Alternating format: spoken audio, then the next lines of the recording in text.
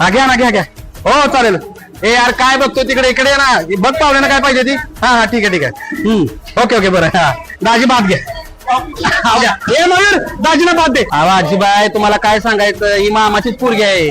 मामाच्याच पोरीचं लग्न आहे. मम्मीला सांगितलं होतं मी मामाला विचार पोरगी देतोय का बघ. मम्मीने काय विचारलं नाही. मामाला दिली मावशीच्या पोराला. काय सांगायचं तुम्हाला सांगतो आचारी बुवा एक नंबर क्वालिटीच्या पुऱ्या झाल्यात. सगळ्या पाहुण्यांना आवडल्यात. आशक्ता भरपूर लागत्याल. ओके चालेल ठीक आहे मस्त झालं. अरे भात वाले तू इकडे बाबा मयूर आत्याला पहिला भात दे. हो अरे आत्या रुसल्या म्हणजे आवड काम होईल बाबा तू दे. काय मम्मी भात देत पाहिजे का. सांगत होतो मामाला बोल पोरगी देतो का विचार म्हणून. दिली का नाही मावशीच्या पोराला पोरगी. आता ठेवा मला असंच. हा झालं चालतंय. अरे तू तिकडे काय करतो इकडे पाहुणे मोकळे बसल्यात. अरे तुम्ही कधी आला. या बसा जेव्हा बसा.